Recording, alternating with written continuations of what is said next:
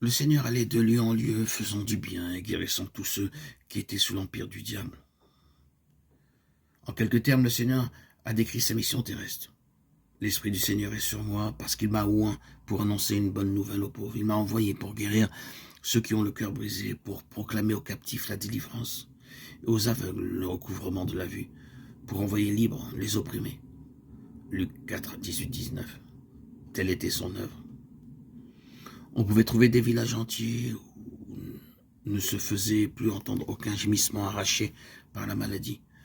Elle avait passé par là et guéri tous les malades. Son œuvre témoignait de sa divinité. L'amour, la miséricorde et la compassion se révélaient dans chacun de ses actes. Son cœur était rempli de tendre sympathie pour les enfants des hommes. Il avait revêtu leur nature afin de subvenir à leurs besoins. Les plus pauvres et les plus humbles ne craignaient pas de l'approcher. Les petits-enfants eux-mêmes se sentaient attirés vers lui.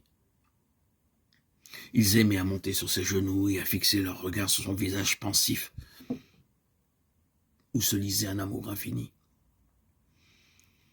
Jésus ne retranchait rien à la vérité, mais il la disait toujours avec charité.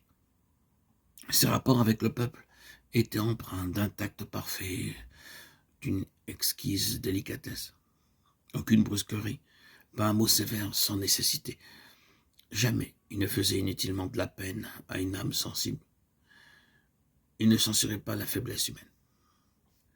Quand il disait la vérité, c'était toujours avec amour. Il dénonçait l'hypocrisie, l'incrédulité, l'iniquité, mais c'était avec des larmes dans la voix. Il pleura sur Jérusalem, la ville qu'il aimait, la ville qui avait refusé de le recevoir, lui, le chemin, la vérité et la vie. Elle avait rejeté son sauveur, mais il lui conservait néanmoins sa tendresse et sa pitié. Sa vie était faite de renoncement et de sollicitude pour autrui. Chaque âme était précieuse à ses yeux. Sans se départir jamais d'une dignité divine, il s'inclinait avec un tendre respect devant tout membre de la famille de Dieu. En tout homme, il voyait une âme déchue à sauver. Tel est le caractère de Jésus révélé par sa vie. Tel est aussi le caractère de Dieu. C'est du cœur du Père que les flots de la compassion divine manifestés en Jésus-Christ se déversent sur les enfants des hommes. Jésus, sauveur, tendre et compatissant, était Dieu, manifesté en chair, 1 Timothée 3,16. C'est pour nous racheter que Jésus a vécu, a souffert et mort.